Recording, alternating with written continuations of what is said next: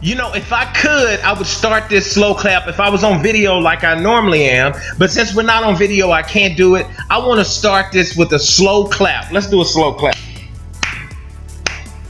That's for Tonya Evinger for going in there, being a warrior, and fighting Cyborg. First of all, we have to give her props because it's so hard to get people to actually get into the octagon with Cyborg. We saw why tonight, but still, claps and props to Evinger for going in there and not just going in there and being scared, for actually going in there and trying to win. Props to you for that. What's up? It's your boy Eric, and this is another episode of the Amazing Eric Sports Show. This is the post-fight reaction to the Cris Cyborg Tonya Evinger fight. We just wanted to come through and give our thoughts on the fight.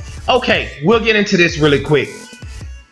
The first thing I want to say about this fight is, when they came out and they started, of course, with Cyborg, you always wonder how someone's going to react when they first taste that power.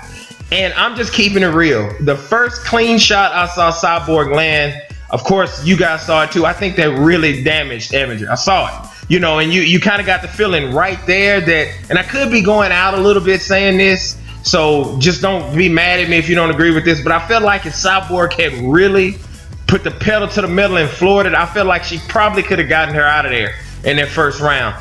That brings me to my next question.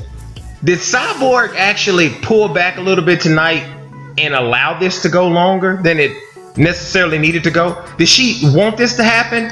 Here's why. Because sometimes hard fighters that, you know, in the boxing circles, people say that Gennady Golovkin sometimes looks vulnerable to get other people to get in the ring with him. We don't know that to be a fact. I don't necessarily agree with that, but that's just what people say. Tonight, it seemed to me that maybe Cyborg did that. Maybe she wanted this to go a little longer. She didn't want to look so unbeatable because she wants the Megan Anderson of the worlds and the Jermaine Durandemes to actually get into the ring with her. So I kind of had the feeling that Cyborg wanted this to go a little longer. Also, Cyborg fought an intelligent fight tonight. She just wasn't in there being a banger and trying to rush. You know, there were times, I think that was more in the second round, when Evinger was trying to get her to come down on the ground with her. We all know that Evinger is a submission specialist. That's her game. So if Cyborg would have gotten down there being too aggressive, she could have caught her in something. Cyborg wouldn't take the bait. She was making her come back and stand up. The time she did get taken down, she got right back up. So props to Cyborg for fighting a smart fight. I had a few issues, and I'm just gonna go ahead and say it here. I don't like to complain about people like this, but I thought Joe Rogan, even though Jermaine Durandemes did back out of the fight with Cyborg, I thought he actually made it.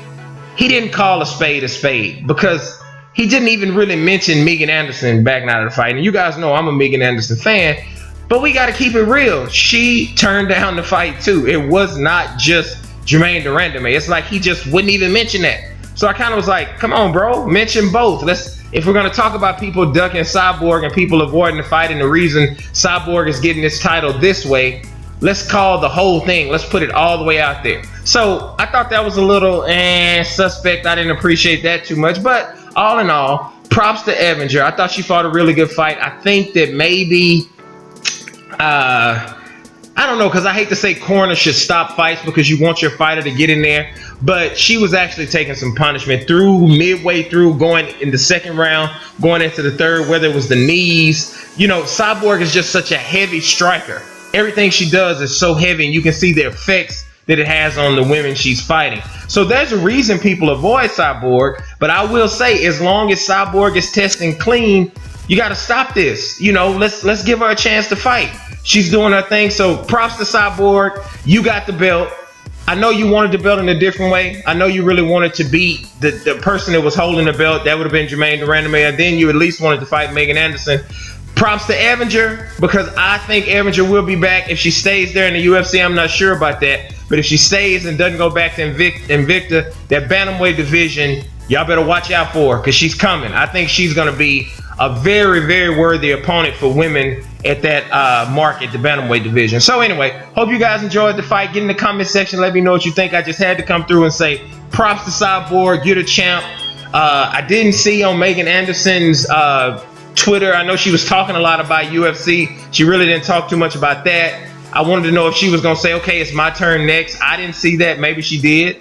But hopefully we'll see that fight next. If we don't see that fight next, who do you guys want to see Cyborg fight? Get in that comment section and let me know. Props to Evinger, props to Cyborg. Peace.